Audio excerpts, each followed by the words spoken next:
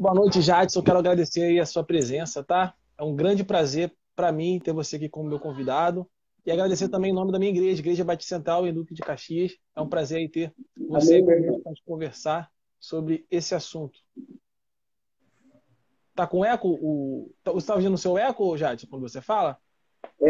Então, não tá dando nenhum eco, mas é porque eu tô sem fone de ouvido. Infelizmente, o meu fone não tá funcionando, eu não sei o que é que tá vendo. Não tem Eu vou problema tentar não. mais uma vez colocar o fone de ouvido, peraí. Ok. Vou mexer aqui, que às vezes. Ah, funcionou sim. Você tá escutando algum tipo de eco, alguma coisa assim? Não. Não, eu não. Pronto, perfeito então. Só ajeita que o cabo do fone tá na frente da câmera. Isso. Certinho. Show de bola. Então vamos iniciar. Melhorou, Ou Luiz? sim. Luiz falou aqui que o teu som tava com eco. Melhorou? Peraí. Então, Oi, o vamos que lá. é que você disse? Não, aqui no comentário, a Luiz comentou que o seu som estava com eco. Eu tô perguntando para ela se melhorou. Agora melhorou. Para você tá melhor, né? Então vamos lá. Conforme Uhum. for, a gente vai ajustando aí pelos comentários e o pessoal vai dando feedback pra gente. Então, como eu disse, eu quero agradecer a sua presença em meu nome, em nome da minha igreja, Igreja Batista Central do Duque de Caxias, né? Jadson é seminarista, não é isso? É da presbiteriana que você é seminarista? Você Não, também. eu sou seminarista pelo Seminário da Assembleia de Deus, CETAD, Ah, da Assembleia de Centro Deus? Teológico de Estudo da Assembleia de Deus, aqui na Paraíba. Ah, muito bom, muito bom. Excelente. Você gosta do anglicanismo, né? Aí eu Por fiquei. incrível que pareça, o meu pastor, ele se formou no mesmo seminário que eu. Então, é engraçado isso aí, né? Que ele também se formou no seminário assembleiano, depois fez uma formação no seminário anglicano. Mas, assim, é uma trajetória meio parecida, digamos assim. Ah, sim, show de bola. Bom, o tema de hoje é tomismo protestante, né? Ou tomismo na perspectiva protestante, tá? Então vamos começar com as questões, né? E a gente sempre começa ambientando a galera, né? Porque assim, quando eu comecei a divulgar, muita gente falou tomismo, mas o que que é tomismo, né? Então eu queria que você começasse explicando aí o que que é tomismo, quem foi São Tomás de Aquino, beleza? Pode ficar à vontade. Beleza. Tranquilo, pessoal. Eu também quero agradecer aqui, né, essa oportunidade que o Tiago me concedeu. Esse tema é um tema que é muito do meu agrado. E assim, pessoal, eu vou estar aqui com a colinha, até porque eu vou citar muitos autores, né? Então, eu estou aqui com o meu notebook. Eu vou tentar falar de maneira extremamente acessível, tendo em vista que eu sei que muitas pessoas que estão escutando nunca tiveram contato. Inclusive, na verdade, eu também sou um iniciante nos estudos de Santo Tomás. Então, vim aqui compartilhar aqui o pouco que eu sei com vocês. Então, para responder essa primeira pergunta do Tiago, né, a respeito de o que é o tomismo, eu primeiro preciso responder quem foi Santo Tomás. Então, Santo Tomás de Aquino, ele foi um importante filósofo teólogo cristão que ele nasceu na região de Roca Seca, na Itália, no ano de 1222, e ele entrou na ordem dominicana. Ele também é chamado de doutor angélico por causa das contribuições dele na área da angelologia, mas assim, o principal tema da filosofia dele é a ontologia, o estudo do ser, e até a ontologia, o estudo do ser de Deus. A tal ponto que alguns biógrafos dele chegam a dizer que ele viveu a vida toda em prol de responder uma pergunta: quem é Deus? Ele é considerado por muitos, inclusive pelo doutor R.C. Sproul, que é um famoso teólogo presbiteriano, né? Um dos maiores teólogos da história do cristianismo, possivelmente o maior teólogo aí do segundo milênio, né? E assim, a importância dele foi tão grande que ele chegou a ser considerado o teólogo oficial da Igreja Católica, na encíclica A Aeterni Patris, do Papa Leão VIII. Então, ele foi declarado, sim, teólogo oficial da Igreja Católica, e ainda destacando a importância dele, os escritos dele foram tão importantes que a Suma Teológica, que é a obra magna dele, digamos assim, foi colocada em um lugar de honra no Concílio de Trento. Então, para vocês verem aí o peso, né? desse teólogo e filósofo. Além disso, Santo Tomás ele escreveu dezenas de obras e, digamos assim, o principal êxito de Tomás de Aquino foi ter logrado a realização de uma síntese da principal doutrina de Aristóteles, que é a doutrina da substância, e a principal doutrina de Platão, que é a doutrina da participação. Então, juntando essas duas doutrinas, Tomás de Aquino criou a doutrina chamada analogia entes. Analogia entes. E essa descoberta, segundo o professor Carlos Noguet, é considerada uma das maiores descobertas da história da humanidade. Então, assim, depois de introduzir vocês a pessoa de Tomás de Aquino, agora eu respondo a sua pergunta. O tomismo é esse conjunto de doutrinas, né, tanto filosóficas como teológicas, defendidas, formuladas e expostas por Santo Tomás de Aquino, e não somente por Santo Tomás de Aquino, mas pelos chamados doutores auxiliares da escola, que são teólogos que deram continuidade ao trabalho de Aquino. Então, essa junção toda forma aí um conjunto de doutrinas que a gente dá o nome de tomismo. Muito bom.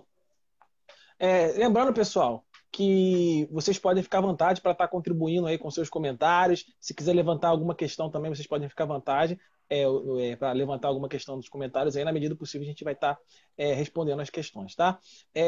Outra coisa, essa live vai ficar disponível em nossas mídias sociais, no nosso canal do YouTube. Para quem não está inscrito, se inscreva lá. Igreja Batista Central em Duque de Caxias, tá bom? Então você pode estar se inscrevendo. Também aqui no próprio Facebook, tá bom? No nosso perfil e na nossa página. Então vocês podem seguir lá a nossa página, solicitar lá a amizade no nosso perfil, tá bom? E também se inscrever no nosso canal para estar aí revisitando, compartilhando esse vídeo com outras pessoas, tá bom? Então vamos lá, vamos para a segunda questão, que é a seguinte. A segunda pergunta é a seguinte. Às vezes eu ouço falar, escolasticismo reformado, né? Às vezes você ouve falar, tomismo reformado. Eu quero saber, é a mesma coisa, é diferente, tendo visto que tomismo, né, faz referência a Tomás de Aquino, né? Mas quando você fala escolasticismo, aí você engloba outras pessoas, né? Sei lá, o Anselmo de Cantuária, outros escolásticos, né? Então, é a mesma coisa, não é?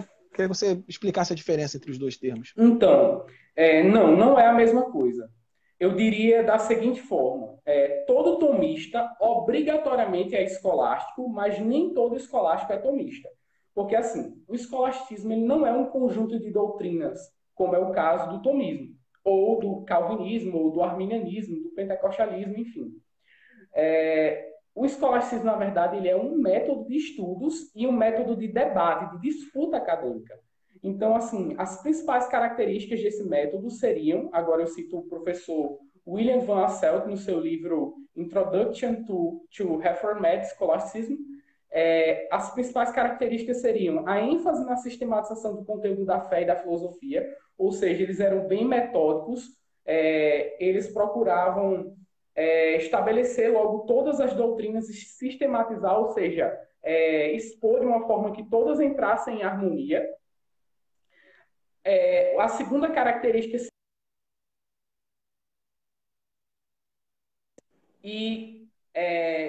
isso no caso a qualidade argumentativa, porque eles prezavam pela clareza dos termos utilizados, eles se preocupavam muito com essa questão da definição dos termos, eles não gostavam de utilizar termos obscuros, eles definiam os termos utilizados, e também era uma argumentação bastante ordenada e organizada, e por fim, né, um esforço em conciliar as diferentes disciplinas das humanidades, que seria filologia, exegese, filosofia, enfim.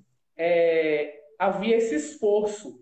Para eles, o que era certo em um campo do conhecimento humano tinha que ser certo também em outro campo do conhecimento humano, e assim vai. Então, existia um esforço aí para harmonizar e conciliar as diferentes disciplinas em prol da atividade de se fazer teologia e filosofia.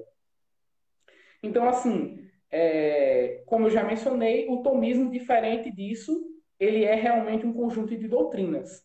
Ele está imbuído pelo método escolástico, mas ele é realmente aí um conjunto de doutrinas. Então, assim, continuando respondendo a tua pergunta. Então, digamos assim, quais seriam esses conjuntos de doutrinas, né?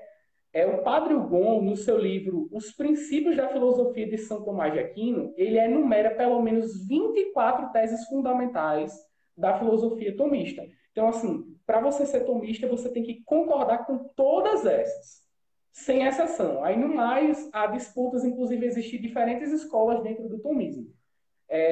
Essas 24 teses fundamentais seriam os binômios do ato-potência, porque para um tomista, tudo no mundo, todo ente, ele ou é uma mistura de ato e potência, ou ele é ato puríssimo. Só que o único que é ato puríssimo é Deus. Então, assim, tudo é dividido em ato e potência.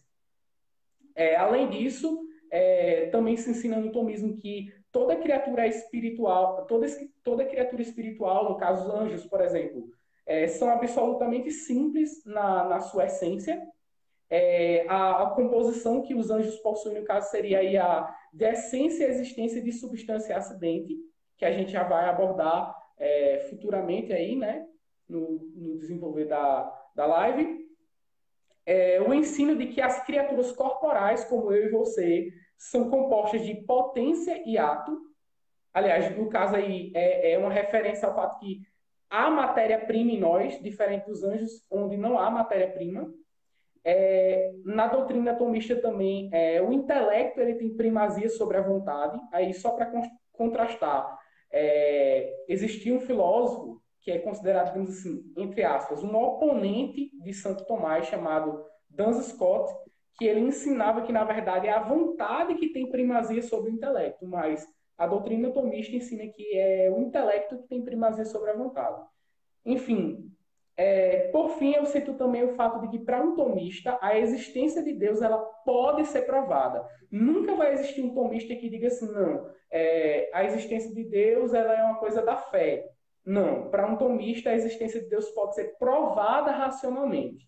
E essa prova, ela não é simplesmente uma prova, mas ela tem que ser uma demonstração a posteriori.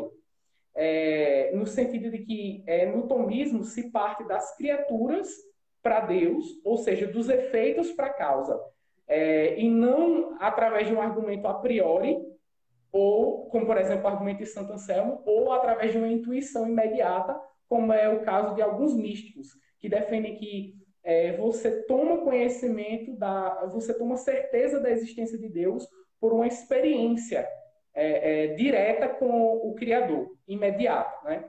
Então, eu citei aqui algumas das teses fundamentais do tomismo, mas existem outras para compor aí esse número de 24 teses que o Padre Hugon vai mencionar. Muito bom, muito bom. Vamos para a nossa terceira questão, que é a seguinte. É possível, a gente falou, né? Tomismo protestante, eu acredito na nossa live, né?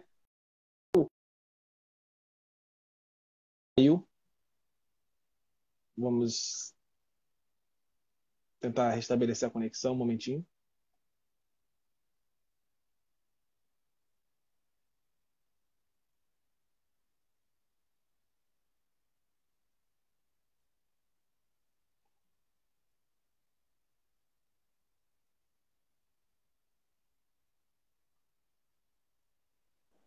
Eu peço desculpa aqui, pessoal, porque fica aparecendo as notificações e toda vez que aparece alguém me chamando para conversar, alguma coisa assim, parece que trava, alguma coisa acontece, mas eu consegui resolver já, viu? Desculpa Tranquilo, pela. tranquilo.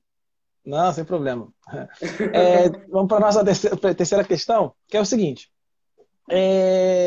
Eu, particularmente, quando comecei a estudar teologia, né, eu conheci muitas pessoas que citavam Agostinho, usavam Agostinho, mas Tomás de Aquino, no meio protestante, né, pelo menos quando comecei a estudar teologia, via muito pouca citação, muito pouco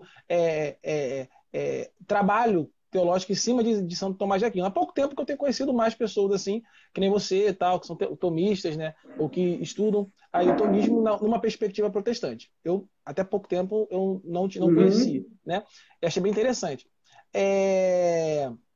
Eu queria saber, né? É muito mais comum você ver o tomismo sendo trabalhado aí pelos romanistas, né? Pelos papistas e tudo mais. Eu queria saber aí se é possível, né? Você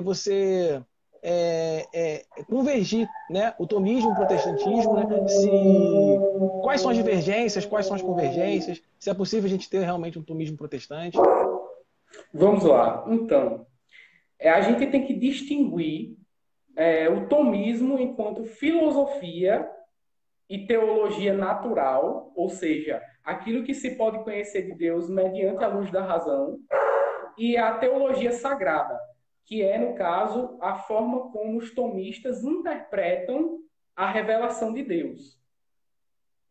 Então, assim, no tocante à filosofia e à teologia natural, sim, é completamente possível um protestante ser tomista. Mas no tocante à teologia sagrada, não é possível um protestante ser tomista no mais pleno sentido do termo, por quê? Santo Tomás, ele fez uma defesa vigorosa do papado no seu livro Contra os Erros dos Gregos, no caso aí, os gregos aí aos ortodoxos orientais. Santo Tomás, ele defendia o purgatório, a intercessão dos santos, a veneração dos santos, de relíquias, de imagens, a transubstanciação. Então, assim, esse conjunto de doutrinas de Santo Tomás torna impossível, pelo menos no âmbito da teologia sagrada, que um protestante seja tomista consistentemente, né? Mas assim, o apologeta Norman Geisler, né, o famoso Norman Geisler, saudoso, faleceu, né? Ele mesmo dizia que era possível, sim, um protestante ser tomista. Inclusive, o Geisler se denominava tomista. Não sei se é do seu conhecimento, Tiago, mas o Geisler, ele se denominava tomista. Então, ele escreveu um artigo chamado Does Thomism Lead to Catholicism? Que é, no caso, seria em tradução livre aí, o catolicismo leva, ou o tomismo leva ao catolicismo. E aí, nesse artigo, ele enumera uma imensa lista de teólogos, que eu vou mencionar, que são protestantes e são considerados tomistas e são da atualidade. Entre eles, nomes como David Johnson, o já mencionado R.C. Sproul, Arvin Voss, John Gessner e Eric Mascal. E eu também poderia citar o Richard Miller, o David Haynes, que eu até estou lendo um livro muito bom dele sobre lei natural, e o Asa Goldrian. Então, assim, existe uma grande quantidade de protestantes que se enquadram aí dentro dessa categoria tomista. Aí ele pontua assim também nesse artigo. A filosofia tomista como tal não leva lógica ou filosoficamente ao catolicismo romano, assim como também não leva a ser presbiteriano ou batista. Então é uma coisa neutra, a filosofia tomista. Então, assim, finalizando aqui a resposta à tua pergunta, o sistema tomista, certamente, ele resguarda conceitos que não podem ser adotados conscientemente por protestantes, mas no tocante à sua filosofia, sim, ele pode ser acolhido, e não somente pode, como ele já é factualmente acolhido, porque a gente é capaz de citar essa gama de teólogos que são, né, protestantes e tomistas. Ah, muito bom. Sabia que Norman Geisler e Arcis Sproul eram considerados tomistas protestantes, não. Gosto muito deles, inclusive. Você vê essa ênfase do Norman Geisler no tomismo quando você pega, por exemplo, a teologia sistemática dele, publicada pela CPAD, quando você vai ver as discussões dele sobre os atributos de Deus, as explicações dele sobre expiação, ele constantemente cita Tomás de Aquino, quando ele vai explicar por que Deus ele tem que ser simplíssimo. Aí ele apela para a Suma Teológica. Então, assim, você vê essa influência mesmo. E R.C. Sproul rasga elogios para Tomás de Aquino no livro dele Filosofia para Iniciantes, e também no livro dele sobre apologética, se eu não me engano, é Defendendo a Fé, que é publicado pela CPAD também. Olha aí, excelente material. Tá bem aqui em cima. Eu tava lendo ele hoje. Olha aí. Então, realmente, assim, você vê, é uma grande quantidade de nomes e nomes conhecidos já, né, no Brasil, muito utilizados, queridos no Brasil. Muito bom, muito bom. Vamos para a nossa próxima pergunta. Eu queria que você falasse, né? Eu acho que quando a gente olha para a história da igreja, né? Talvez os nomes mais importantes ali, pelo menos na era medieval ali, né? Com certeza é Agostinho e Tomás de Aquino, né? Eu queria que você falasse aí as diferenças e convergências entre o tomismo e o agostinianismo, né? Geralmente se Vamos reduz lá. essa, essa discussão, né, falando que Tomás de Aquino cristianizou Aristóteles, Agostinho cristianizou Platão, né? Será que a gente pode resumir essa discussão dessa forma? Como funciona isso? Então, vamos lá. Essa pergunta é um pouco complexa, porque assim, você vai ter, por exemplo, alguns filósofos protestantes, como o presbiteriano Dr. Gordon Clark, inclusive eu gosto muito dele, tenho 7 livros dele, recomendo a leitura. Nessa área em específica, eu creio que ele erra, e ele gosta de fazer o seguinte, ele gosta de afirmar que Santo Tomás ele abandonou Santo Agostinho e fez a igreja abandonar Santo Agostinho junto com ele. Isso é uma inverdade. É, a gente tem que distinguir, na verdade, o que é a filosofia em si de Santo Agostinho e o que é a filosofia da tradição agostiniana e o agostinianismo. São duas coisas diferentes. Você lembra que eu mencionei que, por exemplo, no tomismo, não somente as doutrinas de Santo Tomás, mas dos doutores auxiliares? Pronto. Santo Agostinho também tem pessoas que deram continuidade à filosofia dele. Então, o que acontece? Essas pessoas trouxeram novidades, trouxeram desdobramentos que a gente não sabe se o Agostinho, em si, propriamente dito, ele aprovaria ou não. Então, assim, fazendo essa distinção, é possível eu te dizer o seguinte: não, Santo Tomás ele não abandonou a tradição agostiniana, aliás, Agostinho, inclusive ele, na verdade, concordava com algumas coisas da tradição agostiniana, eu já vou entrar nas críticas, mas ele foi também original, no sentido de que, sim, ele se aproveitou muito do conteúdo de Aristóteles, enquanto Platão ele foi aproveitado por Agostinho. Mas, assim, o medievalista e tomista Carlos Alberto, no artigo dele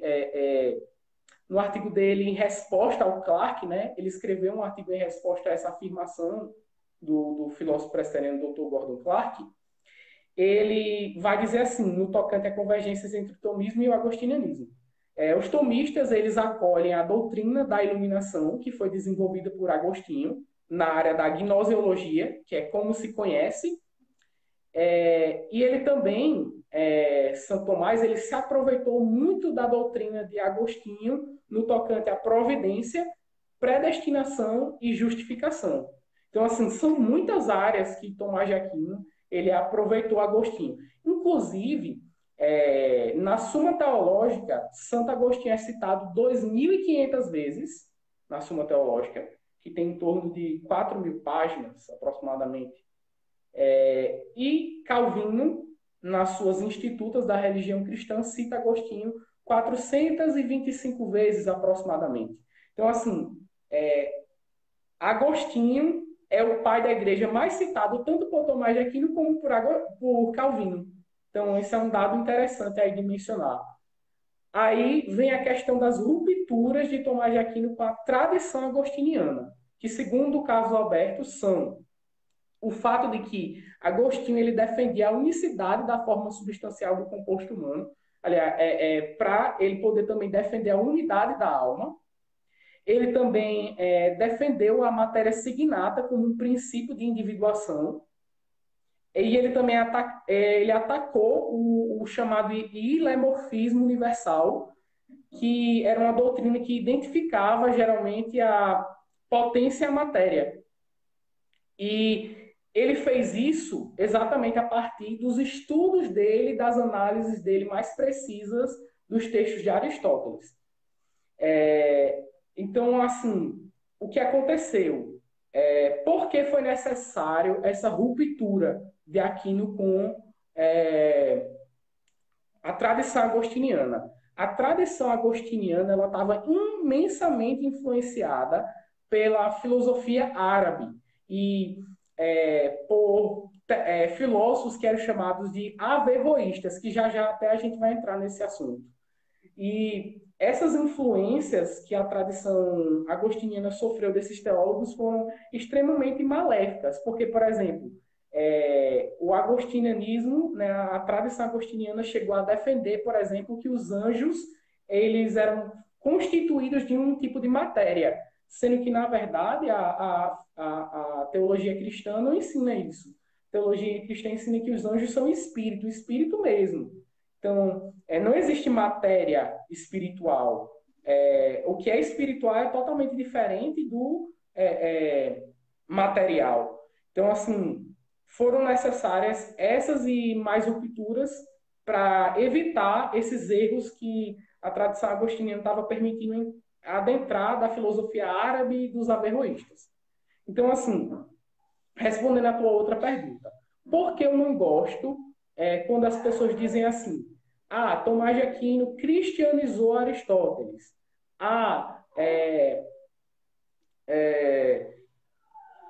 Agostinho cristianizou Platão. Geralmente, quando essas pessoas dizem isso, o que elas querem dizer é o seguinte, que eles abriram mão de algumas coisas da doutrina da palavra de Deus para fazer a teologia caber no sistema filosófico desses pagãos. O que não é verdade, é exatamente o contrário.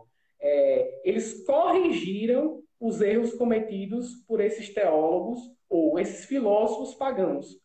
Então, se a gente entender cristianização como um aproveitamento com correção para que a filosofia se adeque ao cristianismo, eu apoio. Agora, se você quer dizer que ele se rendeu para fazer o cristianismo caber dentro da filosofia aristotélica, eu vou discordar, porque não foi isso que aconteceu. Tomás de Aquino, ele tece, sim, diversas críticas a Aristóteles, ele realmente revisa Aristóteles. Muito bom. Vamos para a nossa quinta questão. Eu estava lendo um artigo esses dias, se eu não me engano, da Escola Charles Spurgeon, tá?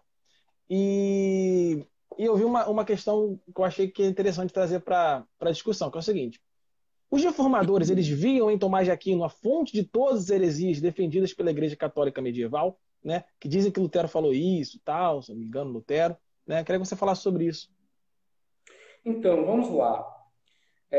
Lutero, como a gente sabe, ele era um pouco, eu vou utilizar essa expressão, raivoso. Ele era muito dado às emoções, principalmente na fase jovem dele. Ele era muito extremista, impulsivo, precipitado, e exatamente por essa precipitação, ele teceu não somente críticas a Tomás de Aquino, como também a diversos outros teólogos e filósofos. Então ele saía atribuindo heresia a todo mundo que discordava dele. Essa é a verdade, né? E o que eu quero pontuar aqui? Lutero jovem é uma coisa, Lutero maduro é outra, certo? Depois de ter pastoreado, dialogado com pessoas que pensavam diferente dele e tudo mais. Aprendeu também muito com Melanchthon. Então, assim, o que eu quero dizer para você é que ele não manteve, Lutero, essa opinião dele sobre Santo Tomás e sobre Aristóteles até o final da vida dele. Então, realmente, houve uma fase da vida de Lutero que ele chamou, sim, Tomás de Aquino disso. E atribuiu, sim, a quintessência das heresias, como ele se expressava, à Suma Teológica. Só que, olha que interessante. No início da sua juventude, né, quando ele tinha o quê? 20 anos aproximadamente, nessa faixa etária aí, ele escreveu uma carta chamada uma carta à nobreza cristã da Alemanha, né, em 1520. E nessa carta que ele escreveu à nobreza, né, da Alemanha, ele chegou a incitar a destruição dos livros de Aristóteles sobre a metafísica e principalmente sobre ética, sobre a prerrogativa de que Aristóteles ele negava a graça e as virtudes cristãs. Só que isso aí é um disparate, na verdade, porque assim, a graça é uma categoria de outra ordem, que na verdade assim, Aristóteles não tinha nem como conceber. Por quê? A graça ela não é matéria da razão. Então, pode existir 1000 filósofos no mundo. Se eles não forem regenerados, eles nunca vão conhecer a graça, porque a graça é matéria de revelação e não de razão. Então, Aristóteles ele desconhecia essa ordem não era conhecida para ele. Para Aristóteles, só havia a ordem natural. Então, assim, como ele sequer cogitava, né, a ordem sobrenatural, não tinha como Aristóteles negar a graça, né? Além do mais, outra coisa que eu gostaria de pontuar é que a graça e as virtudes cristãs teologais, elas pressupõem e aperfeiçoam a natureza e não se contrapõem a ela. Da mesma forma que a fé, ela pressupõe a razão, ela não é contrária à razão. Então, a fé, ela pressupõe e eleva a razão. Então, não tem nada a ver esse ensino de Lutero no início da sua vida, de que Aristóteles era inimigo da graça, que os livros dele tinham que ser queimados, que Aristóteles era culpado pelas heresias da igreja no período medieval, não tem nada a ver. Então, assim, na fase mais madura da teologia de Lutero, né, que é 23 anos aproximadamente depois de ele ter incitado a destruição dos livros de Aristóteles, ele vai escrever assim no comentário dele no profeta Isaías, no capítulo 9. Olha só a mudança de pensamento. Em um tempo ele mandou destruir os livros de Aristóteles, olha só o que ele vai dizer sobre Aristóteles. Aristóteles ensinou de maneira excelente e muito instruída sobre ética. E mais, de fato, ambos os livros, tanto de Aristóteles como de Cícero, são muito úteis e de maior necessidade para a ordenação dessa vida.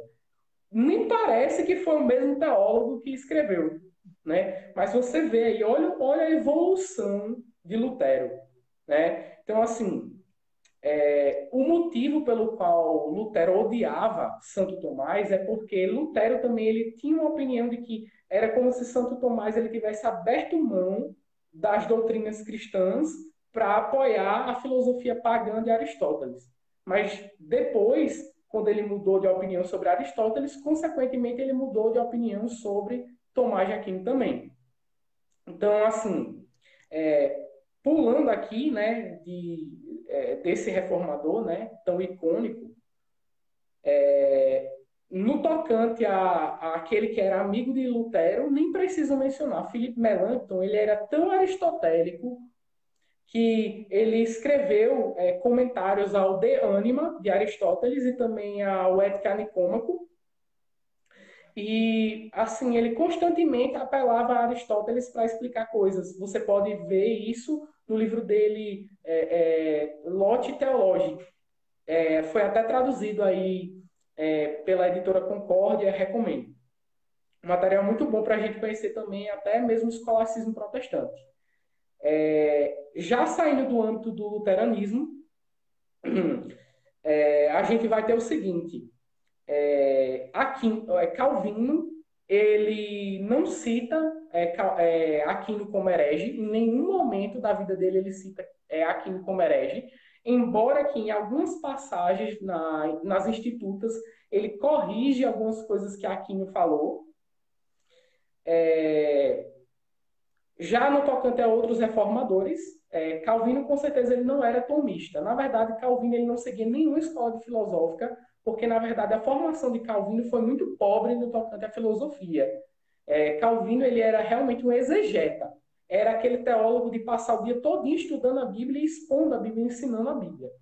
Agora, Martin Bucer, ele já, diferentemente de Calvino, ele teve uma formação filosófica, porque ele era da ordem dominicana. Então, quando ele saiu da ordem dominicana para ser protestante, ele continuou elogiando a Suma Teológica de Aquino e ele recomendou vários artigos da Suma Teológica, porque a Suma Teológica é dividida em artigos. Então, ele recomendava principalmente a questão 109 da segunda parte da Suma e a questão 23 da primeira parte da Suma, que são dois tópicos relacionados à graça e predestinação. Os reformadores amavam citar Aquino para embasar a doutrina da predestinação e tudo mais. Pietro Vermigli, que já é outro reformador italiano, ele literalmente copiou o argumento de Tomás na questão 23 da primeira parte da Suma Teológica, que também Bucer recomenda. E, por fim, o inglês Thomas Cranmer, que é um dos fundadores, assim, dos reformadores icônicos aí da minha tradição, que é o anglicanismo, ele escreve aprovando o comentário de Santo Tomás sobre Romanos 9, porque Santo Tomás apoia a predestinação. Então, Thomas Cranmer gostou bastante. O reformador italiano Girolamo Zanti, que era amigo de Calvino, sucessor de Zacarias Ursinus e discípulo de Pedro Vermigli, ele citava muito Aquino, e quando não citava, ele virtualmente copiava a estrutura da Suma Teológica e o conteúdo das questões espelhadas, né? Então, certamente, a maioria dos reformadores não via Tomás de Aquino como a fonte de todas as heresias, porque senão eles não citariam Tomás de Aquino de forma abundante como eles fizeram, né? E é fato comprovado historicamente. Muito bom. Eu só achei aqui a citação que eu ia fazer. Eu só vou, antes de ir para a próxima pergunta, fazer aqui. Segundo Felipe Schaff, Lutero disse que a Suma era a quintessência de todas as heresias e comparou Tomás à estrela que cai do céu, mencionado no livro de Apocalipse. Vamos para a sexta Triste, questão. viu? Vamos embora. Mas Sexta assim, só questão. recapitulando e resumindo aí, né? Basicamente assim, eu diria até que eles viam Tomás de Aquino como um importante aliado contra os próprios católicos romanos para muitas questões apologéticas. Basicamente isso aí não é algo que possa ser discutido, é fato. Os reformadores viam mesmo Tomás como um aliado. Muito bom. Sexta questão, que é uma questão, acho que sempre que a gente vai discutir Agostinho e Tomás de Aquino, a gente ouve essa questão, né? Que é a relação entre fé e razão. Né? Queria que você falasse aí qual era essa perspectiva, né? Se a fé vem antes da razão, a razão vem antes da fé, como isso funciona, né? Então, vamos lá. Vocês lembram que eu mencionei os tais averroístas? Eles eram filósofos islâmicos. E o que é que eles diziam, esses filósofos islâmicos? Eles diziam o seguinte, que poderia haver verdades no campo da teologia que não são verdades no campo da filosofia e vice-versa. Então, para eles, o que acontecia? Podia haver duas verdades que se contradizem. E a gente sabe que isso é um absurdo. E, assim, Santo Tomás, quando ele se deparou com isso, ele também considerou isso um absurdo e ele fez uma imensa apologia contra esses filósofos islâmicos. Inclusive, eu diria que uma das maiores contribuições que Tomás de Aquino fez para a filosofia ocidental foi exatamente esse confronto dele direto com islâmicos, os filósofos islâmicos, né? Quase que os filósofos islâmicos conseguiram arruinar a filosofia ocidental. Mas vamos lá, né? Partindo desse pressuposto que Santo Tomás não verdades no campo da razão que viessem a contradizer verdades no campo da fé, a gente já volta aí para a questão que eu mencionei anteriormente, que é o seguinte: tal como para Santo Tomás a graça pressupõe a aperfeiçoa a natureza, né? A fé também pressupõe a aperfeiçoa a razão. Ou seja, não há uma contradição ou oposição entre ambos, um não pode cancelar o outro. Há, na verdade, uma interdependência mútua. Santo Tomás ele faz uma exposição bem breve disso, mas muito proveitosa, na Suma Teológica, questão 1, o artigo 1. E ele vai fazer o seguinte: ele vai ensinar nessa questão da Suma Teológica que existe uma gama de verdades, um conjunto de verdades que o homem ele pode conhecer pela eficácia própria do seu intelecto, sem que seja necessária uma revelação da parte de Deus para que ele possa alcançar essas verdades. Então, por exemplo, para Santo Tomás, o homem pode conhecer tranquilamente matérias de biologia, história, aritmética, física, sem recorrer à revelação. Só que a questão é a seguinte: esse conjunto de verdades da ordem natural, ele não é o conjunto todo de verdades. O conjunto todo de verdades engloba as verdades do campo sobrenatural e as verdades do campo natural. E aí vem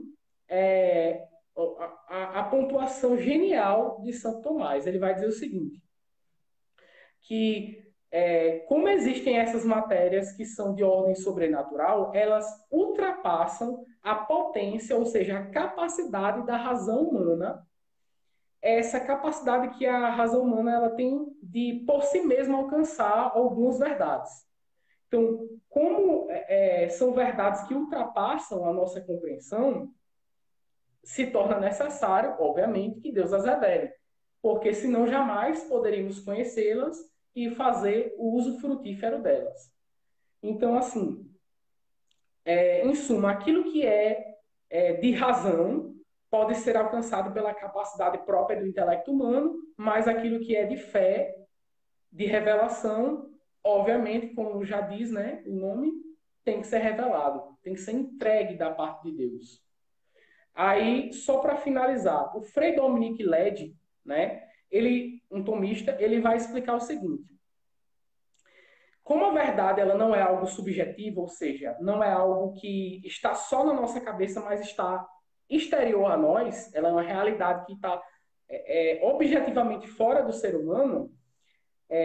Como Deus ele é a absoluta fonte de toda a realidade, a gente pode ficar tranquilo que a fé e a razão jamais vão se contradizer. Por quê? Deus é autor tanto de um como de outra. Então, como Deus não se contradiz, ele jamais seria autor de realidades que se contradissessem.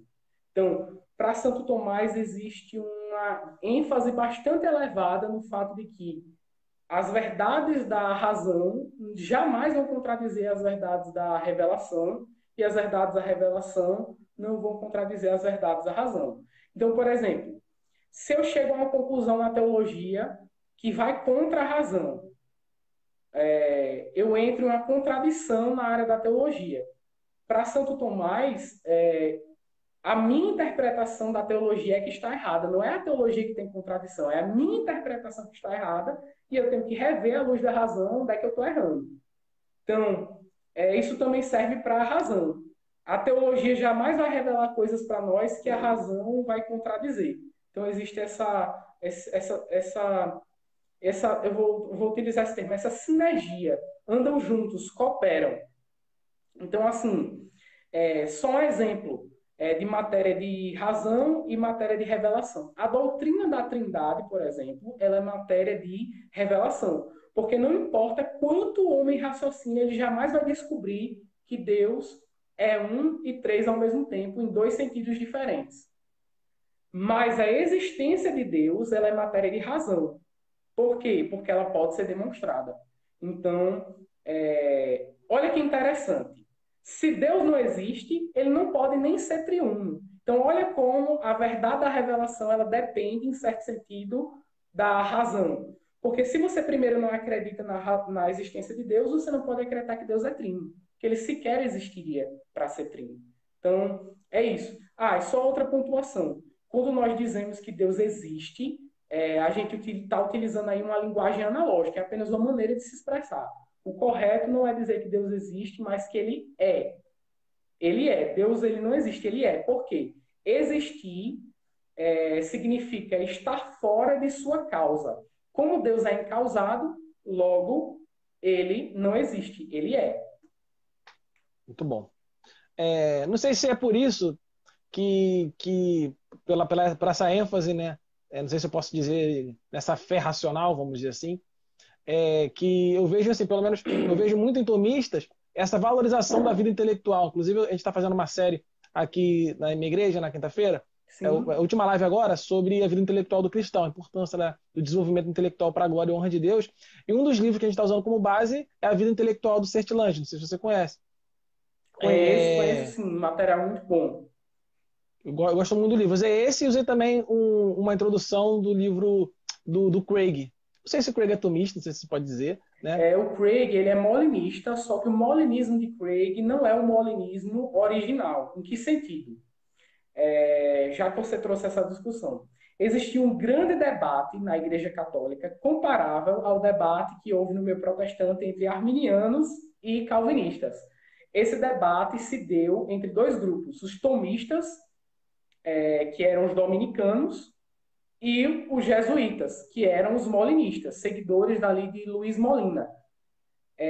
Os molinistas, eles defendiam, como os arminianos defendem, o livre-arbítrio libertário e a ciência média, enquanto que os tomistas rechaçavam a ciência média e ensinavam a predestinação absoluta, que não ia em contradição com o livre-arbítrio humano, mas a vontade de Deus no sistema atomista ela tem uma primazia sobre a vontade das criaturas. Falando na linguagem da escola, a ordem, a ordem transcendental, que é a ordem de Deus, tem primazia sobre a ordem predicamental, que é a ordem das criaturas. Então, os tomistas eles dão até essa ênfase mesmo no debate que há entre graça e livre-arbítrio. Então, houve esse debate e o que acontece? Craig ele é exatamente signatário da escola que é contrária ao tomismo. Inclusive, Craig ele já chegou a debater contra tomistas. No caso, ele debateu com o filósofo Garrigou Lagrange, que é um importante comentarista de Santo Tomás aí do século XX, muito perspicaz, o Garrigou Lagrange. E é engraçado, aí eu estou puxando a sardinha para o meu lado, Craig ele chegou a admitir que não tinha como responder à objeção de Garrigou Lagrange. Então, assim, só voltando aqui, o Craig ele segue essa escola, só que assim, o Craig ele segue uma versão diferente do molinismo. Um molinismo ao modo dele mesmo. É porque eu perguntei, porque eu lendo o livro do Craig, gosto muito do Craig, né? Principalmente da área da apologética, eu ainda não li muito sobre a questão da teologia, né, do Craig. Vi algumas coisas, mas muito pouco. Mas a apologética eu já li mais, né? E eu vejo assim, pelo menos no fazer apologética, naquela ideia da teologia natural, muito semelhante à ideia do tomismo, né? Das 5 vias. O Norman Geisler também, o livro A Fé Suficiente para Não Tenho Fé Suficiente para Ser Ateu, ele é muito parecido à ideia ali com o próprio Wayne Guarda, né? Enfim, e nesse livro que eu usei também como base, que foi Apologética para Questões Difíceis da Vida, do William Craig, ele começa falando exatamente, tanto na introdução, né, quanto no primeiro capítulo aí, sobre a importância da vida intelectual para o cristão e tudo mais, que é muito parecido também com os textos do Cristo. Por isso que eu perguntei em relação a Só para isso. pontuar a diferença da apologética de Craig para a apologética de Tomás de Aquino. Tomás de Aquino ele segue uma apologética chamada propter quia. O que é isso? Você parte do efeito para a causa. Já o Craig, ele segue o método científico, que ao contrário do método propter quia, é propter quid, onde você parte da causa para o efeito. Então, o que acontece? Craig, ele vai ter, para o argumento dele funcionar, de recorrer a diversas evidências científicas. Então, por exemplo, se hoje a ciência disser que o Big Bang não existe mais, o Craig vai ter que reformular a teoria dele. Entende? Uhum. Já a apologética de Santo Tomás, ela independe completamente das evidências científicas, porque ela trabalha com outro método, que é o método propter quia. E outra diferença entre a apologética de ambos é o seguinte: o argumento cosmológico Kalam, de Craig, ele apenas pode te dar uma probabilidade grande de haver um criador para o universo. Já o argumento de Santo Tomás de Aquino, as 5 vias, elas te dão a certeza de que Deus realmente existe. Então, assim, olha como são dinâmicas diferentes, né? E, no caso, essa incerteza que há no argumento Kalam de Craig, ela se dá pelo fato de que Craig depende muito das evidências científicas. Pode reparar, em qualquer debate que você assistir de Craig, ele vai começar citando o fato de que a teoria mais aceita no meio acadêmico é o Big Bang, ele aí vai citar vários teóricos aí para apoiar.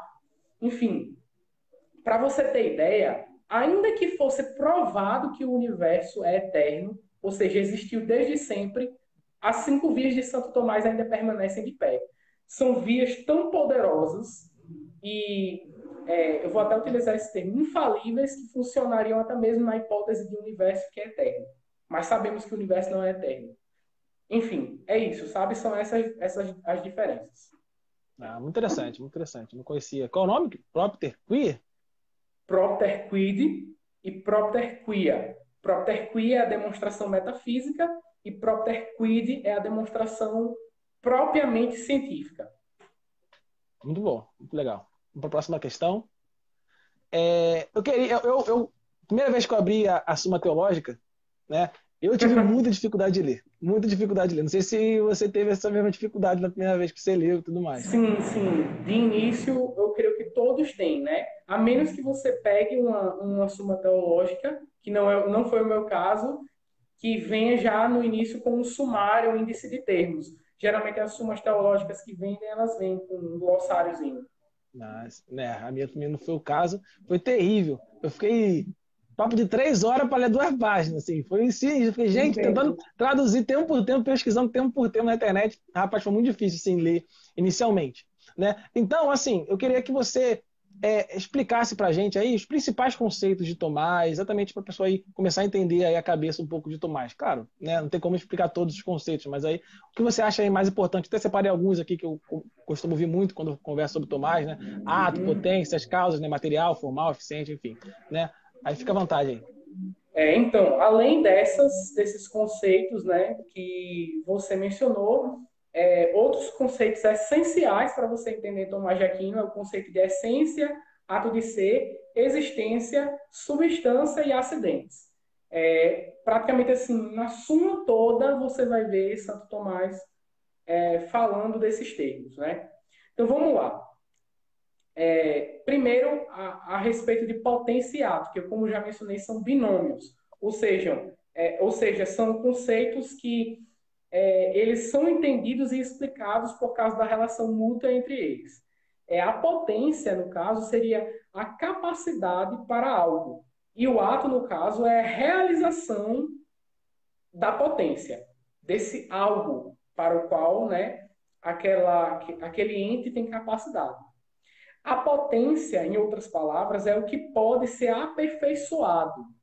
E o ato é a própria perfeição que aperfeiçoa aquilo que pode ser aperfeiçoado. Você lembra que eu mencionei que para os tomistas Deus é ato puríssimo? Por quê? Porque Deus é ato puríssimo.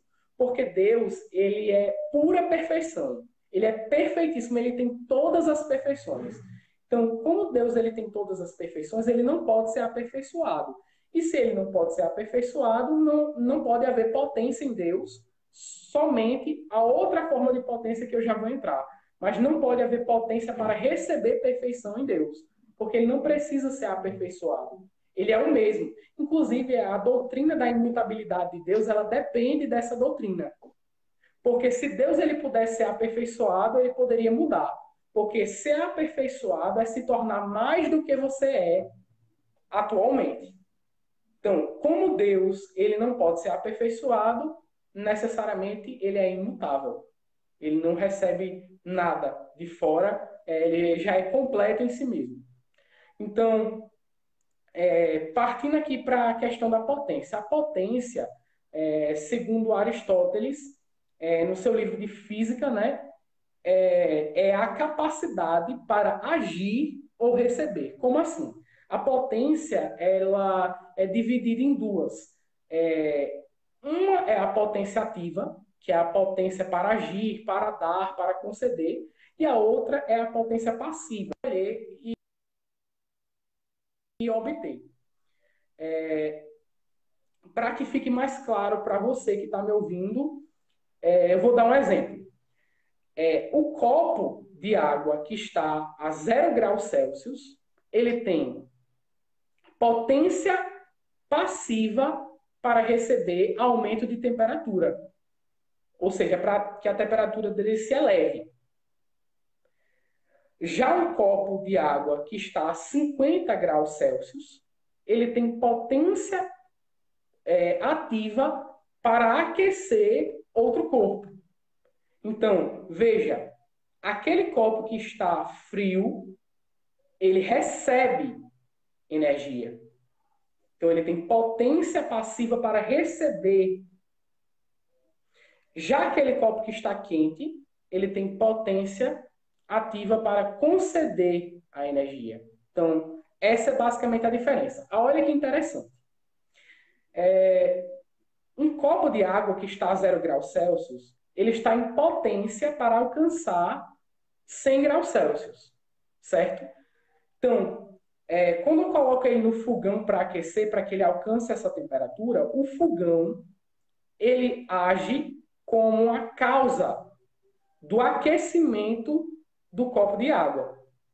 Então, o que vai acontecer? Esse copo de água, que está em potência passiva para receber calor, ele vai começar a receber calor e ele vai começar a ser aperfeiçoado. E quando ele alcançar os 100 graus, ele vai estar em ato para aquela potência. Por quê? Aquela perfeição para a qual ele tinha capacidade foi finalmente realizada, foi concretizada. Então, é basicamente isso. É muito importante a gente entender essa doutrina porque Santo Tomás ele vai usar muito isso para explicar questões de teontologia, do ser de Deus. Por exemplo, eu acabei de explicar para você a imutabilidade com base no ato e potência. Então, olha que interessante, né? Então, pronto. Basicamente, isso é ato e isso é potência. A potência é dividida em potência passiva e potência ativa. No tocante à questão da essência do ato de ser, da existência da substância do acidente. Então, a essência, que é o S de algo, é o que ele é de fato, a definição dele, o conceito dele. O ato de ser é o que possibilita a existência desse algo. Porque o fato de algo ser definido, o fato que algo é, não significa que ele vai existir.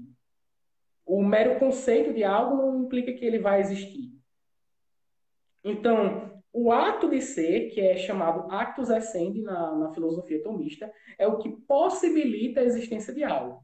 E a existência de algo é o meio exatamente pelo qual algo é. Esses conceitos são um pouquinho abstratos. Com certeza vai haver uma dificuldade para quem nunca teve contato, mas não se preocupem porque o essencial aqui da live vocês não estão perdendo se vocês não conseguirem captar completamente. Eu também vou indicar materiais onde vocês podem se aprofundar. Então, assim, enquanto a essência, que é o conceito de algo, é a realidade que classifica as coisas, como, por exemplo, existe a essência dos gatos. Todo gato, individualmente, tem a essência do gato. Eu tenho uma gatinha aqui que chama Mia e ela tem a essência do gato, mas ela não é idêntica à essência do gato. Ela tem a essência do gato, mas ela em si não é o conceito do gato. Ela é um exemplar desta essência. Então, enquanto a essência é essa realidade que classifica algo em uma determinada hierarquia ou espécie, como, por exemplo, o conceito de gato, universal gato, digamos assim, a substância é essa realidade posta em existência mediante o ato de ser. Então, por exemplo, quando a essência do gato existe na pessoa, existe como indivíduo, ele vai se tornar um gato individual. Então, por exemplo, a minha gata, né, a Mia, ela é, no caso aí, a realidade, que eu já mencionei, a essência, posta em existência. Então, aí se forma a substância do gato. Então, por isso que eu posso dizer o seguinte, que a substância de Mia não é igual à substância do seu gato, se você tiver um gato. Embora que eles tenham a mesma essência. A essência é a mesma, mas o ato de existir de Mia é diferente do ato de existir, ou do ato de ser, perdão, do seu gato. Então, olha que interessante. Aí a gente já vai ter o conceito de substância, que depende do conceito de essência. E assim, toda substância ela vai ser a base na qual os acidentes vão subsistir. O acidente ele é o quê? O acidente ele é uma característica de algo que se predica de outra coisa, só que essa característica não é essencial para definir aquela coisa. Então, aí a gente tem um conceito de acidente. Por exemplo, no conceito de ser humano, não está incluída a característica ser seminarista. Então, por exemplo, na minha pessoa, ser seminarista é um acidente. Por quê? Não faz parte da minha essência, não faz parte da minha constituição. Embora que, é claro, no final das contas, quando você for dizer, né, o que eu sou, aí você vai dizer, ó, Jadson é seminarista. Mas aí quando você predicar essa característica de mim, você vai ter que estar ciente de que isso é um acidente, não minha substância. A minha substância é um ser vivo corporal racional, que é como Aristóteles define o ser humano. Ser vivo corporal racional. Então, o acidente ele é um atributo, uma característica acrescida à substância, que não é, logicamente, parte componente daquilo que define aquela substância, e nem muito menos muda a essência daquela substância quando aquela substância recebe aquele acidente. Então, por exemplo, o fato de eu ser seminarista não muda a minha essência. Eu continuo sendo um ser humano, só que eu sou um ser humano e seminarista. Então, eu espero que essa parte de essência, ato de ser, existência, substância e acidentes tenha ficado pelo menos um pouco clara. Pelo menos a noção de substância e acidente, eu gostaria que realmente ficasse clara e frisada na mente de vocês. Né? E, por fim, aqui eu acho que é os conceitos mais fáceis de explicar. A causa material, a causa formal, a causa eficiente e a causa final. Então, a causa material é aquilo do qual algo é feito. Por exemplo, eu tenho uma cadeira de madeira, que é a que eu estou sentada. O material, a matéria-prima da qual é constituída a madeira, ou a cadeira, é a madeira. Então, a madeira é a causa material dessa cadeira. A causa formal é aquilo que faz algo ser o que ele é. No caso dessa cadeira que eu estou sentado, qual é a causa formal? A causa formal é a concepção de cadeira na mente daquele que a esculpiu. Então, a cadeira que o artista quis esculpir, né, quis produzir, é a causa formal da cadeira que eu estou sentado agora. É aquilo que dá forma a essa cadeira e faz ela ser o que ela é. Se não houvesse essa causalidade, a madeira continuaria sendo madeira. Mas é exatamente porque o artista imprimiu aquilo que estava na mente dele nessa cadeira que ela se tornou o que ela é. Então, a causa formal é essa intenção do artista, né, em ter produzido a cadeira. A causa eficiente é aquilo que produz aquilo que é. Como assim? Essa cadeira, ela pode muito bem ter sido desenhada por alguém e outra pessoa que foi lá e realmente trabalhou para transformar a madeira em cadeira. Então, a pessoa que trabalhou para que da madeira fosse produzida uma cadeira, ela se torna a causa eficiente da madeira. Por quê? Se não fosse por essa pessoa que trabalhou efetivamente na madeira para que a cadeira virasse, ou a madeira virasse cadeira, jamais a cadeira teria se formado ou sido produzida. Então, precisou que alguém ou algo fosse lá e produzisse aquela cadeira, e isso é a causa eficiente de algo. E, por fim, a causalidade final, que é a finalidade de algo. Qual é a finalidade da cadeira na qual eu estou sentado? A finalidade é que alguém possa se sentar, descansar, enfim, se apoiar. Então, o propósito para o qual algo é feito é a causa final daquilo. Então, por exemplo, além desse exemplo da cadeira que eu dei, é interessante que Calvino, olha que interessante, Calvino no comentário dele, a Carta aos Efésios, pela editora Fiel, a página 20, ele vai dizer o seguinte: no tocante à divina predestinação, a causa eficiente é o beneplácito de Deus, a causa material é Cristo e a causa final é o louvor da sua graça. Olha que interessante. Calvino ele não era aristotélico, mas ele utilizou as causas de Aristóteles para explicar um assunto de teologia. E aí ele vai saindo explicando, né, que a divina predestinação ela tem como causa eficiente o beneplácito de Deus, ou seja, foi somente a vontade de Deus que levou ele a escolher fazer a eleição. A causa material é Cristo, porque Deus nos elege para Cristo, então a substância da eleição é em Cristo, somos eleitos em Cristo, designados para Cristo. Se não fosse Cristo, nós não seríamos eleitos. E a causa final é o quê? Qual foi a finalidade para a qual Deus fez isso? O louvor da glória da sua graça. É Paulo quem diz isso, que Deus ele nos escolheu para o louvor da glória da sua graça. Então, faltando que Calvino apenas elucidasse o que aqui para ele é a causa formal. Na minha opinião, a causa formal da predestinação é a intenção de Deus ao escolher. Então, o ato de Deus escolher em si é o que dá forma à eleição. A eleição é esse ato de Deus de escolher. Então, a causa formal da eleição, na minha visão, é a intenção de Deus no momento que ele escolhe. Então, é basicamente isso aí. Espero que tenha ficado claro, pelo menos assim, 50% aqui dos conceitos utilizados. Lembrando que eu vou receitar alguns materiais aí, recomendar alguns materiais para que vocês possam estar consultando. Muito bom, muito bom. É realmente complicado de primeira vez, assim, de Entendo. pegar, mas foi bem explicado, muito bom. Oitava questão. Sempre que a gente vai trazer um assunto assim mais teológico, né, a gente traz de tudo aqui na nossa live, né?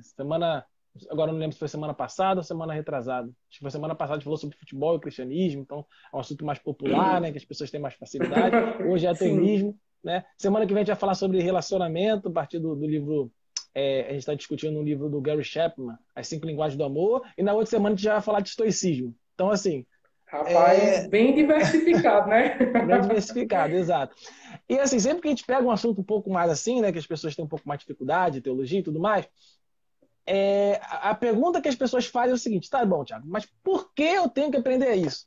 Qual é a relevância desse entendimento para a minha vida como cristão? Eu queria que você respondesse essa questão. Qual a relevância do Então, entendimento do vamos lá. tomismo para o cristão? Na minha opinião, é importante que um cristão, ele estude e entenda o tomismo, por quê? Ele vai poder incorporar conteúdo de qualidade à própria teologia dele. No sentido de que, a partir do momento que ele começa a estudar atomismo, ele ganha bons artifícios apologéticos e, além disso, precisão doutrinária. Por quê? Como eu já expliquei, a doutrina de Santo Tomás ela é muito bem ordenada, muito bem organizada, muito precisa. Então, o cristão ele vai se aproveitar tanto da apologética de Santo Tomás para defender a fé, como para explicar com mais profundidade temas da dogmática cristã, como providência, predestinação, justificação, trindade, encarnação do verbo, enfim. Dá para aproveitar Santo Tomás para todas essas áreas. Então, por exemplo, Santo Tomás resolveu aquela clássica questão que muitas pessoas têm dúvida. Como é que pode haver distinção real entre as pessoas da Trindade se Deus é absolutamente simples? Se Deus ele é absolutamente uno, como é que o Pai pode ser diferente do Filho e o Filho ser diferente do Espírito Santo? Pronto, Santo Tomás responde isso e a solução dele é muito criativa, muito precisa. Inclusive, a solução de Santo Tomás ela foi adotada pela teologia protestante em peso, a solução de Santo Tomás. Então, com certeza, por exemplo, quando uma pessoa te inquirir a respeito da doutrina da Trindade, levantando falácias contra a nossa doutrina, você tendo conhecimento de Santo Tomás, você vai responder com muita facilidade. Então, tem muitos benefícios para um cristão estudar o tomismo, principalmente na ordem prática. O tomismo, estudar o tomismo traz benefícios e frutos na ordem prática, sim. Como, por exemplo, na apologética, evangelização. E até mesmo assim, eu creio assim, que o cristão que ele ama realmente estudar a teologia, a palavra de Deus, ele sempre vai buscar ser o mais preciso possível na forma como ele explica, expõe, na forma como ele crê, né? Então, assim, só o fato de que o tomismo já nos ajuda a refinar a nossa fé já deveria ser motivo suficiente para que nós venhamos a estudar o tomismo se realmente nós amamos a teologia como amamos, ou dizemos que amamos, né? Muito bom. Tu falou aí que a solução de Tomás para a questão da Trindade era muito boa. Tem como tu dar uma palhinha aí, pessoal? Rapaz, é porque é muito complexa no sentido assim, se você não tem um pré-conhecimento básico dos conceitos aí da filosofia de Santo Tomás.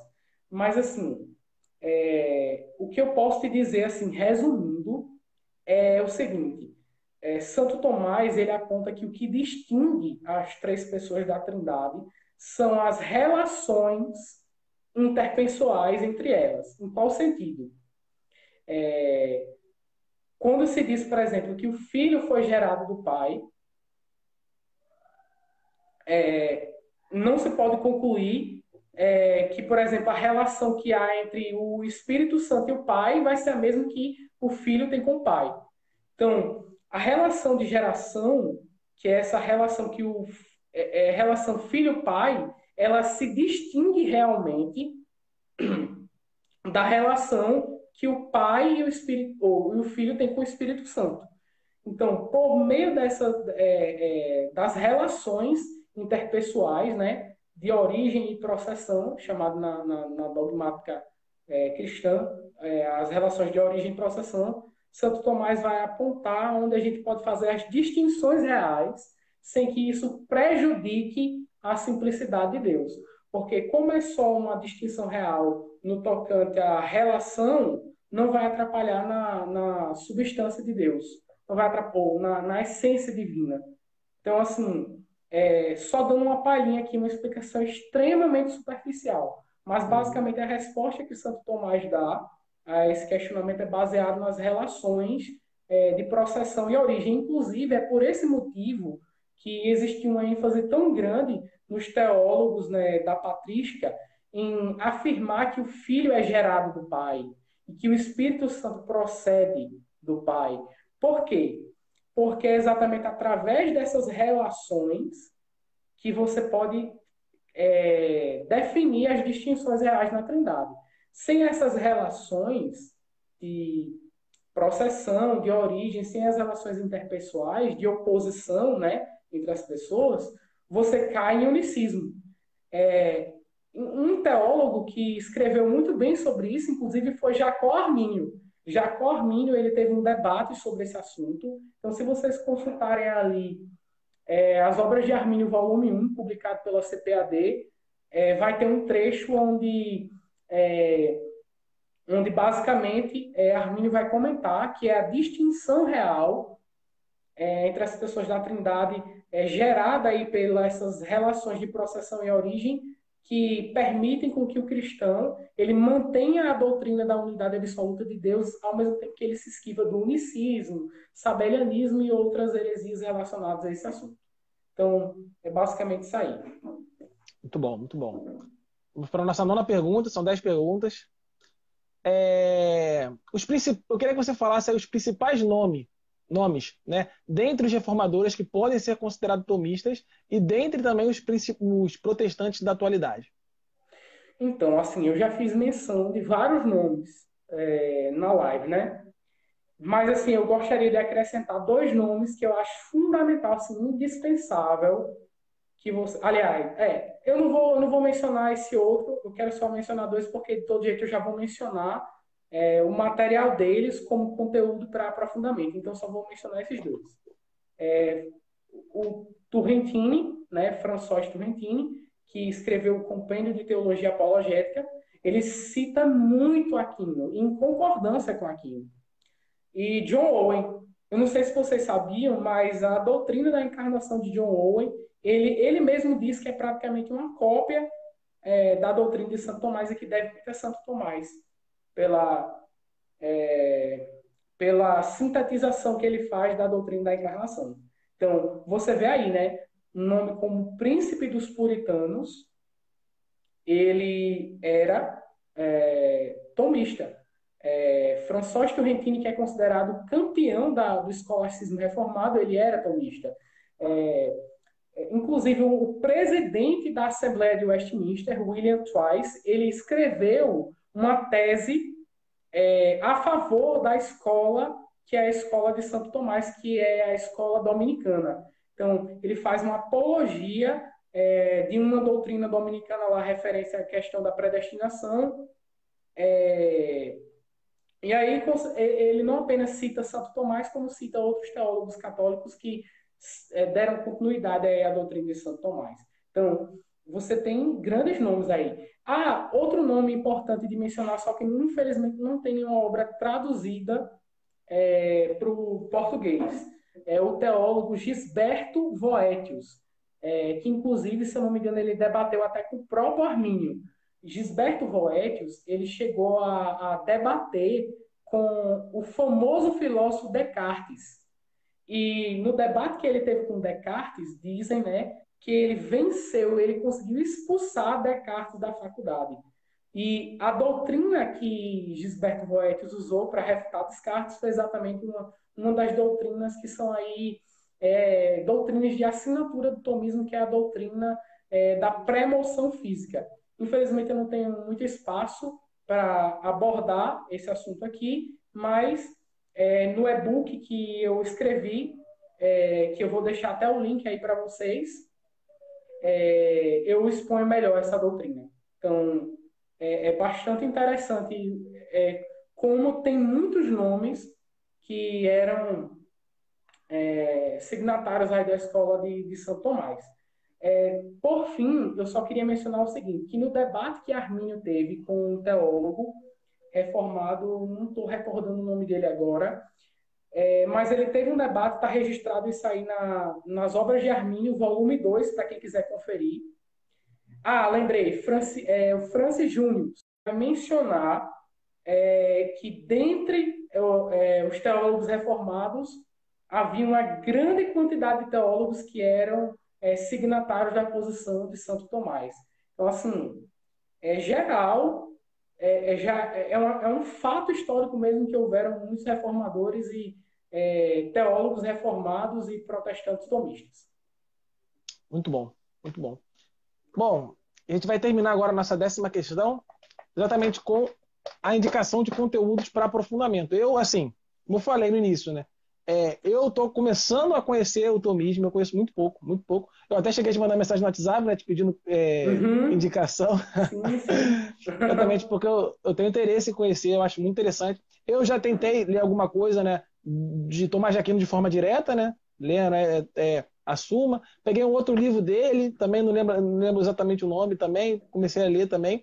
Mas eu tive muita dificuldade no início, né, e não vou dizer também que eu leio agora de forma que entendo tudo também, não. Então, assim, Entendo. e eu tenho muita dificuldade de encontrar materiais de introdução a Tomás de Aquino, ao tomismo, né, em português, né? Realmente são muito difíceis, mas eu vou aqui fazer as recomendações. E é o seguinte, olha, material sobre escolasticismo protestante só tem em inglês, então eu não vou recomendar. Por quê? São materiais que, além de estar em inglês, estão extremamente inacessíveis. Por exemplo, tem um material muito bom chamado Beyond Dort and the Auxilies, que explica as semelhanças entre a controvérsia molinistas e tomistas e calvinistas e arminianos. Só que, sabe quanto é que está custando o livro? O livro está custando somente R$ 2.000. Nossa, R$ 2.000. que E isso. assim, é um livro de 200 páginas, então o livro ele só está com esse valor porque a procura é alta e tem poucos exemplares disponíveis. Então, assim, para você ter ideia, até os americanos criticam do valor desse livro. É um valor muito grande. $400 é um valor extremamente elevado para um livro de 200 páginas, né? Então, eu não vou recomendar muitos materiais na gringa porque realmente são muito inacessíveis. Agora, eu posso recomendar aqui para você alguns materiais muito bons disponíveis em português. O primeiro material que eu queria recomendar é um material de Giovanni Reale, que é um filósofo católico romano, sobre Aristóteles. O nome do livro é Aristóteles. Uma introdução a Aristóteles. Por quê? Nesse livro você vai ter acesso a conteúdos como substância, acidente, essência. Você vai ter também acesso a conteúdos como causa material, causa formal, causa eficiente, enfim, causa final. Todos esses assuntos assim preambulares ao estudo de Santo Tomás você vai ter acesso nesse livro, né? E aí, assim que você terminar esse material do Giovanni Reale, você, na minha opinião, já está tranquilamente habilitado para ler o livro do Padre Hugon, que é As Teses Fundamentais do Tomismo. Muito bom esse material. Tranquilamente, inclusive, vocês acham o PDF na internet. É um material que já está muito divulgado, por isso que eu falo aqui abertamente. Eu sei que tem alguns cristãos que são contra PDF, mas é um material que já está muito divulgado, muito difundido. Enfim, além de ler esses dois materiais, eu também recomendo um dos melhores materiais de introdução ao tomismo que existem e foi traduzido recentemente e publicado recentemente, que é o material Introdução ao Tomismo, de Cornélio Fabro. Introdução ao Tomismo, de Cornélio Fabro. Depois, se vocês quiserem agora, partindo aí, saindo do tomismo propriamente dito, para entender melhor aí a respeito da relação entre tomismo e protestantismo, vocês podem ler o livro Calvinismo Explicado, o volume 1, de Francisco Tourinho, que inclusive esteve aqui também, né, com o Tiago. Leiam o material, um material excelente, recomendo com todas as minhas forças esse material. Vocês vão ter aí a experiência de ver o que é o escolasticismo na prática, porque o Tourinho ele escreveu em formato escolástico. É muito bonito, é um livro gostoso de ler assim. É um livro grande, mas você pega gosto pela leitura do material, com certeza. Aqueles que se interessarem, se brincar, terminar a leitura em uma semana ou até menos disso, porque é um livro muito bom de ler mesmo. Eu mesmo li o livro em 3 dias. Eu também quero recomendar aqui para vocês o Compêndio de Teologia Apologética, né, do Turrentini, que é um material que também segue o modelo escolástico, que inclusive é o modelo dele que é adotado por Tourinho. Eu queria também recomendar o material do tomista Richard Miller, Vontade Divina e Escolha Humana, publicado agora pela editora Vida Nova. É um material onde vocês vão ter acesso aí às discussões, por exemplo, se Calvino era tomista ou não, quem eram as pessoas que eram consideradas tomistas, se alguma pessoa já discordou que os reformadores eram tomistas, as respostas a isso. E além que vocês vão ter o bônus, na verdade, de contar com uma excelente exposição da argumentação reformada tomista em prol da nossa visão de liberdade e decretos de Deus. Então, é basicamente esses livros que eu queria aqui recomendar, além, é claro, da leitura do meu e-book, que com certeza vocês vão gostar muito. Só falando um pouco aqui do meu e-book. O meu e-book é totalmente gratuito. Ele tem 35 páginas e mais de 140 referências bibliográficas. E eu vou exatamente tratar do uso de Santo Tomás pelos reformadores, do uso de Santo Tomás nos cânones de Dort, que foi onde foi aquele sínodo que definiu oficialmente a soteriologia calvinista, né? Eu também vou abordar a questão do agostinianismo na história da igreja, com citações de diversos concílios. São mais de 10 citações de concílios, são muitos concílios que eu trouxe, né? Realmente pesquisei, fui atrás das fontes. E além disso, depois eu faço uma análise das visões de predestinação de Martinho Lutero, Calvino, Agostinho, Santo Tomás de Aquino e um dos grandes seguidores de Santo Tomás de Aquino, que foi o Domingo Banhes, que foi o maior oponente de Luiz Molina. Então, é um material bem completo, bem interessante. Eu tenho certeza que vai ser também um material que vai fornecer uma boa introdução para vocês nesse assunto. Então é isso, pessoal. Espero que vocês tenham gostado. Jadson, quero agradecer muito a sua presença. Foi uma bênção, tá? Essas referências ficarão por onde? Onde você vai botar o e-book? Você vai botar aqui no comentário mesmo? Eu vou fazer o seguinte, eu vou colocar aí nos comentários, certo? Os livros, nos comentários dessa live, até porque, por exemplo, outra pessoa que for assistir qualquer outro dia por aqui vai poder ver o comentário lá sempre. E depois eu também vou estar publicando no Facebook novamente o link do meu e-book junto com esses materiais. E também no meu YouTube, pessoal, vou repostar essa live daqui, né? Vou editar, vou postar lá e eu também vou colocar uma lista lá. Na verdade, no meu Facebook eu também já publiquei uma lista muito boa, bem mais aprofundada e ampla do que essa, contendo até mesmo materiais em inglês de introdução para quem quer se aprofundar. Então, eu também posso até resgatar essa postagem e trazer à tona novamente.